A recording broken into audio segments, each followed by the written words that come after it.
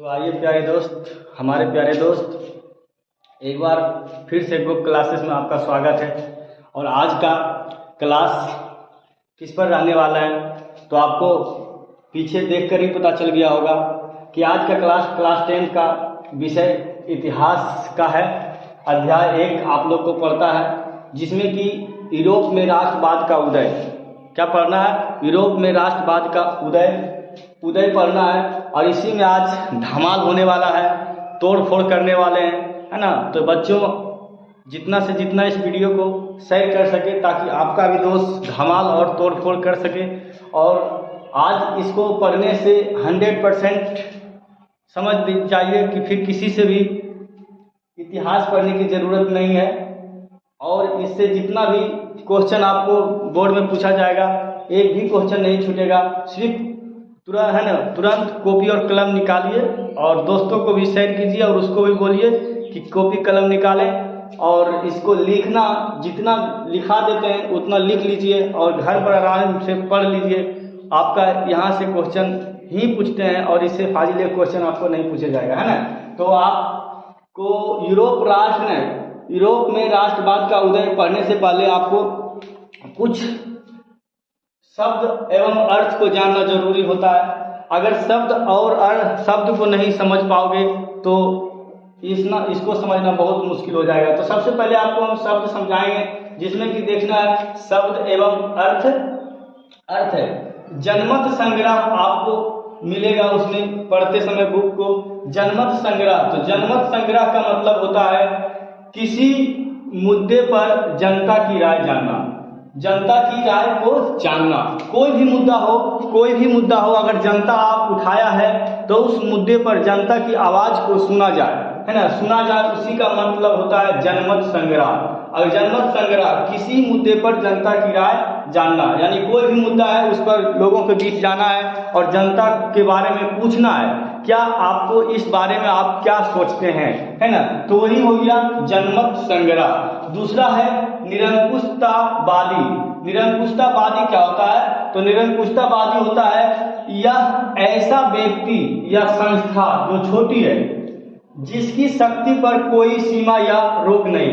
एक ऐसा व्यक्ति, एक ऐसा छोटी संस्था जिसके शक्ति पर कोई ना तो सीमा हो या तो ना तो रोक हो सकती है, जो लोगों की राय की परवाह किए बगैर ही मनमानी ढंग से कार्य करता है। लोगों के बीच जाए बिना, लोगों को मन की टटोले बिना, अगर उसके ऊपर मनमानी करना ही क्या कहलाता है? निरंकुशतावादी। अब किसी व्यक्ति को अगर मन के बारे में पूछोगे कि आपका क्या राय है, अगर वो व्यक्ति बताएंगे तभी ना उस तरह की समस्या ला सकते हो। लेकिन इसमें वैसा नहीं है। बिना लोगों को मन जाने हुए, बिना लोगों के मन को सुने हुए उसके ऊपर मनमानी ढंग से कार्य करना, उसके बारे में मनमानी ढंग से कार्य करना ही क्या कहलाता है? निरंकुशतावादी कहलाता है जी। तो नेक्स्ट में देखते हैं।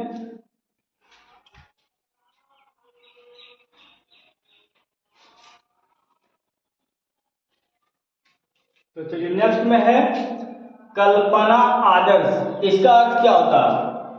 कहीं लिखा होगा यूटोपिया, है ना, कल्पना आदर्श या यूटोपिया। तो इसका अर्थ होता है यह एक विचार है। कल्पना आदर्श एक क्या है? एक विचार है जिसमें आदर्श या अच्छी बातें, जिसमें कि आदर्श होना चाहिए, अच्छी बातें होना चाहिए, इतनी अधिक होती है। इसमें आदर्श और अच्छी बातें इतनी अधिक होती है कि इसका वास्तविक रूप से साकार होना लगभग वो संभव होता है। अब इसमें अच्छी बातें इतनी होती है, इतनी अच्छे विचार होते हैं कि इससे वास्तविक रूप से आकर होना लगभग, जो वास्तविक रूप होता है उससे लगभग यानी कि असंभव होता है। वास्तविक रूप से आकर उसमें आकर ऐसा लगता है कि वो संभव वाली बात है, इतनी अच्छी बातें इसमें नहीं हो सकती। वही है कल्पना आदर्श, यूटोपिया। दूसरा में देखना है राष्ट्रवाद क्या है। क्या समझना है?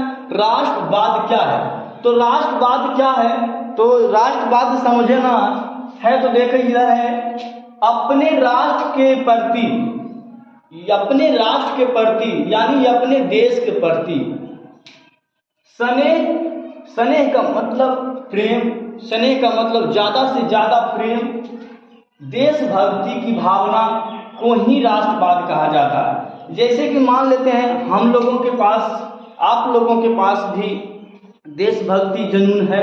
जैसे जैसे कभी आप लोग कभी क्रिकेट देखा होगा, क्रिकेट पाकिस्तान और भारत के बीच चल रहा होगा, है ना, और लास्ट बॉल पे अगर छक्का मारने की जरूरत है, अब बैट्समैन कौन कर रहे हैं, मान लेते हैं अपने 60 डिग्री, जिसको कि सूर्य कुमार यादव बोलते हैं, है ना, वो स्ट्राइक पर है और हम लोग टुकटुकी लगाकर देख रहे हैं, प्रार्थना कर रहे हैं भगवान से, या फिर चिल्ला चिल्ला के बोल रहे हैं कि शायद लास्ट बॉल पर छक्का लग जाए, है ना, और सब लोग प्रार्थना करते हुए बोलते हैं, बहुत से तो लोग बोलते हैं मार सूर्या मार, तू पहले मार तो सही, है ना, और जैसे ही बॉल पड़ता है और सूर्या की छक्का बाउंड्री के पार जब जाकर गिरता है तो लोगों में एक उल्लास आता है, करने की आवाज आती है ना, लोगों में अंदर से एक अपने देश के लिए उभरता हुआ दिखता है,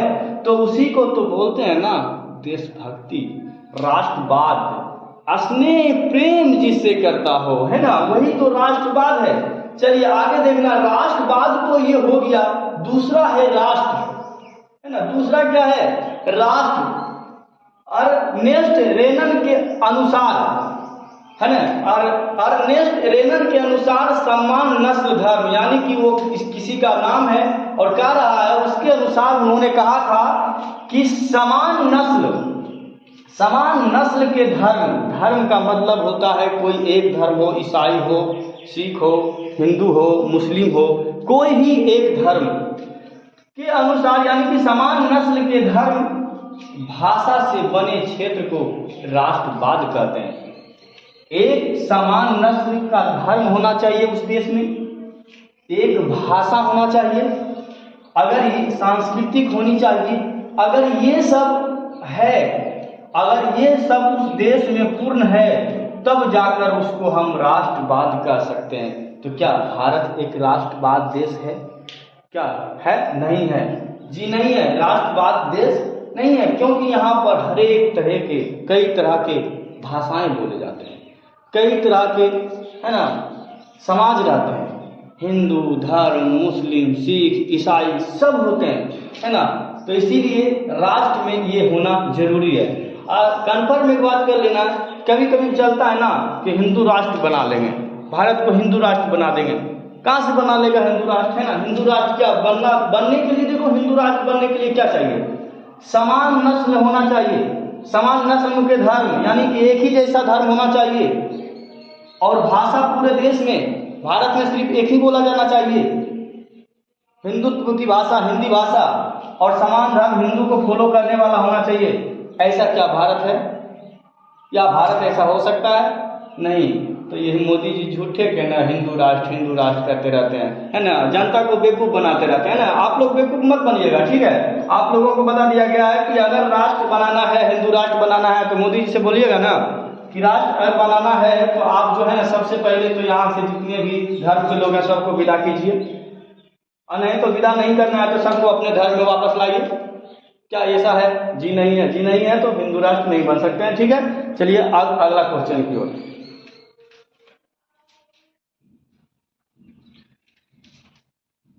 तो आइए समझिए अगला क्वेश्चन क्या कह रहा है कि राष्ट्र राज्य, है ना, राष्ट्र राज्य बनाने के लिए क्या चाहिए। अभी बता रहे थे ना कि राष्ट्र राज्य बनाने के लिए क्या क्या चाहिए, क्या होना चाहिए, तभी राष्ट्र राज्य बन सकता है। जो कि हिंदू राष्ट्र बनाने की घोषणा अपने भारत में चल रहा है, तो उसको बनाने के लिए क्या क्या चाहिए। तो देखिए, यह एक ऐसा राज्य है, यानी कि राष्ट्र राज्य एक ऐसा राज्य है, ऐसे राज्य को कहा जाता है इसके अधिकांश नागरिक, यानी कि वहाँ के रहने वाले अधिकांश नागरिक लोग, जिसको बोलते हैं हम लोग जनता जिसको बोलते हैं, है ना, अधिकांश नागरिक नयता भाषा या संस्कृत या धर्म के आधार पर एक समान होते हैं। बताए ना तुमको अभी पहले कि यह एक ऐसा राज्य को कहा जाता है, राष्ट्र राज्य बनाने के लिए एक ऐसा चीज चाहिए हमको जिसके अधिकांश नागरिक, वहां के रहने वाले जनता लोग नयता भाषा, है ना, नयता भाषा, संस्कृति या धर्म के आधार पर, यानी कि वहाँ धर्म के आधार पर एक समान, यानी कि भाषा, धर्म सब दोनों जो होता है, और वहाँ के कल्चर, सांस्कृतिक जिसको बोलते हैं, सब किसे होना चाहिए, एक समान होना चाहिए, एक जैसा सब रहे, एक भाषा को फॉलो करे, एक धर्म को फॉलो करे। अगर ऐसा होता है तब उसी को हम राष्ट्र राज्य कहते हैं। कोई दिक्कत? अब अगर कहीं से भी इस तरह से बोले, हिंदू मुस्लिम वाला बयान देकर गलवलाए, तो ये सब गलवलाना नहीं है तुम लोग। जैसे में देख लेना, जैसे में उदाहरण आपको दे दिए हैं कि राष्ट्र राज्य कौन सा है, तो राष्ट्र राज्य फ्रांस में अधिकांश नागरिक फ्रेंच नस्ल के हैं। वहाँ के अधिकांश नागरिक जनता लोग फ्रेंच, है ना, फ्रेंच नस्ल के हैं और फ्रेंच भाषा बोलते हैं।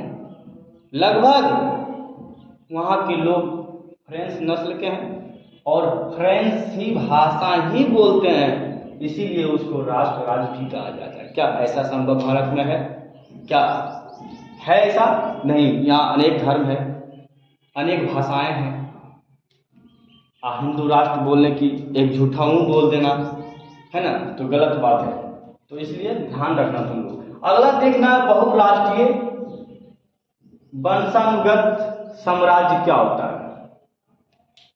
बहुराष्ट्रीय वंशानुगत साम्राज्य क्या होता है, तो इसको समझने, यह ऐसे राज्य होते हैं, यह ऐसे राज्य होते हैं जिनमें रहने वाले नागरिक, जिनमें रहने वाले लोग, जिनमें रहने वाले जनता अलग नस्लों, यानी कि अलग नस्ल, ऐसा नहीं कि एक ही नस्ल का, कई नस्ल, अलग नस्ल धर्म के होते हैं, यानी कि अलग अलग नस्ल के, अलग अलग धर्म के, अलग अलग भाषा बोलने वाले, और अलग अलग भाषा बोलने वाले जिस देश में है उसी को बोला जाता है बहुराष्ट्रीय वंशानुगत साम्राज्य। क्या इससे कोई दिक्कत? बच्चों आपको समझ में आ रहा है? अगर समझ में आ रहा है तो आप लाइक, कमेंट नीचे एकदम दबा के लिखिए। अगर नहीं समझ में आता है तो, समझ में आता है भी तो लिखिए। क्या कर रहे हो ना? लाइक करना ना भूलें। लाइक बोले ना, कितना मेहनत से आप लोग को तैयारी करवा रहे हैं। अगर लाइक नहीं करोगे तो एनर्जी हमको नहीं मिलेगा। कमेंट जरूर करो, लाइक कमेंट दोनों। अगर जो नए बच्चे जुड़ रहे हैं तो सब्सक्राइब करें। सब्सक्राइब करोगे तो सबसे पहले नोटिफिकेशन हमारा वीडियो का आप ही के पास पहुंचेगा महाराज। समझ रहे हैं ना? कहते हैं ना, एक गाना सुना है आप लोग, जन्म जन्म का साथ है हमारा तुम्हारा, ये हमारा तुम्हारा, जब भी जन्म मिलेगा सेवा करेंगे तेरी, जब भी जन्म मिलेगा सेवा करेंगे तेरी, अगर न मिलते इस जीवन में लेंगे जन्म दोबारा, जन्म जन्म का साथ है हमारा तुम्हारा, हमारा तुम्हारा। तो जब भी बापू दोस्तों अगर मिलेगा, है ना, तो तुम लोगों को ही सेवा में लगे रहेंगे। बस सर पे बस आप लोग को यही रिक्वेस्ट है कि सब्सक्राइब नए बच्चे करें, और दोस्त जो जुड़े हुए बच्चे हैं वो लोगों को पास, अपने दोस्तों के पास भेजिए और लाइक करें। तो कैसा लग रहा है? मस्ती पढ़ने में आ रहा है ना? अगर मस्ती आ रहा है तो आप नेक्स्ट क्वेश्चन की ओर चलते हैं। ठीक है, चलिए आइए तो अगला नेक्स्ट क्वेश्चन समझते हैं। नेक्स्ट शब्द है उदारवादी। उदारवादी क्या होता है समझना इसको बहुत जरूरी है। उदारवादी और रूढ़िवादी, है ना, ये दोनों एक ही लगाव में, थोड़ा सा इसको थोड़ा समझना है। तो उदारवादी जिसका अर्थ होता है आजादी, उदारवादी लोग तेज बदलाव और विकास को प्राथमिकता देते हैं, है ना। उदारवादी जो होते हैं, उदारवादी जो नेता होते हैं ना, वो तेजी से बदलाव चाहता है और विकास को प्राथमिकता देना चाहता है। तेजी से बदलाव हो, तेजी से विकास हो, तुरंत करना चाहता है वो, है ना, उदारवादी। जैसे में समझ लेना जैसे में कोई लवर हो, प्रेमिका हो, जब कोई प्रेम करता हो, है ना, तो प्रेम करता हो तो प्रेम करने वाले जितने लोग होते हैं वो तेजी से विकास चाहता है। वो चाहता है कि तेजी से, जल्दी से कहाँ पर कोई धाम उम पर जाकर शादी उदी कर ले, है ना, उसी को उदारवादी कहते हैं। प्रेम लोग वाले जो लोग होते हैं ना, अपने शादी के लिए उत्सुक तेजी रहते हैं कि जितना जल्दी हो सके तुरंत एकदम जाएगा, झटपट मंदिर में गया, एकदम माला पहनाया, बस हो गया शादी समाप्त। उसी तरह से उदारवादी नेता चाहता है कि जितना जल्दी हम बदलाव ला सकें, है ना, जितना जल्दी बदलाव ला सकें। क्या होता है, जितना जल्दी बदलाव ला सकें वही उदारवादी कहलाता है। और रूढ़िवादी में ऐसा नहीं है, रूढ़िवादी में ऐसा नहीं है। रूढ़िवादी देखो क्या कहता है, रूढ़िवादी कहता है ऐसी राजनीतिक दर्शन, ऐसी राजनीतिक दर्शन जो परंपरा स्थापित संस्थाओं और रिवाजों पर जोर देती है और धीरे धीरे विकास को प्राथमिकता देती है। दोनों में अंतर दिख रहा बाबू। ऐसी राजनीतिक दर्शन जो परंपरा स्थापित संस्थाओं और रिवाजों पर जोर देती है और धीरे धीरे विकास को प्राथमिकता देती है। ये तो लव मैरिज वाला था। एक होता अरेंज मैरिज, जो कि परिवार से शादी किया जाता है ना। तो परिवार में पहले क्या होता है, अगुआ आता है, लड़का देखता है, फिर देखने गया, यानी धीरे धीरे जो परंपरा धीरे धीरे संस्था, जिसके बाद तिलक, जिसके बाद रीति रिवाज उस जो जोर देती है और धीरे धीरे करके लास्ट में विवाह होता है। यानी कई तरह के परंपराएं हैं उसमें अरेंज मैरिज में। तो रूढ़िवादी अरेंज मैरिज, उदारवादी लव मैरिज। अरेंज मैरिज हो रहा है इधर, अरेंज मैरिज की संस्था चल रहा है इधर, और उधर क्या हो रहा है, प्रेम प्रसंग चल रहा है। ये तो जल्दी में है, ये आराम से तिलक दहेज के चक्कर में है। तो तिलक दहेज के चक्कर वाला ये जो प्रेमिका था, इसको प्रेमिका के लेके फरार, है ना। अब बेचारा इस पर गाना बना रहा है, और ये शादी कहाँ कर रहा है, मंदिरों में, है ना, कहाँ कर रहा है, मंदिरों में। आइए बेचारा अब कान के गाना गा रहा है। क्या गा रहा है पता है ना, गाना में मालूम है ना बाबू? हाँ, जानते हैं, थोड़ा बहुत जानते हैं ना। तो ये उदारवादी लव मैरिज, रूढ़िवादी अरेंज मैरिज, इसकी विकास धीरे धीरे होता है, परंपरा स्थापित संस्थानों, और इसमें उदारवादी में तेजी से होता है।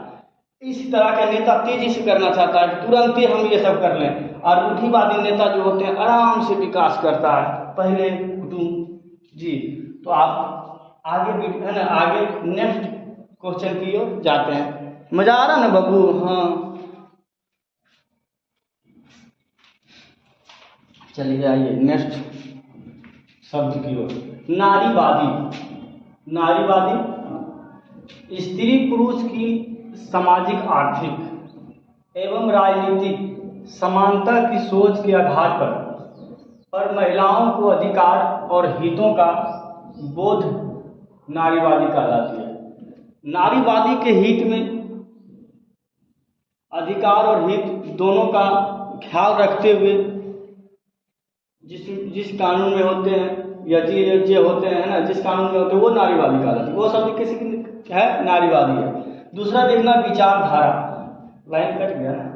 विचारधारा एक खास प्रकार की सामाजिक एवं राजनीतिक दृष्टिकोण इंगित करने वाले विचारों का समूह विचारधारा कहलाता है।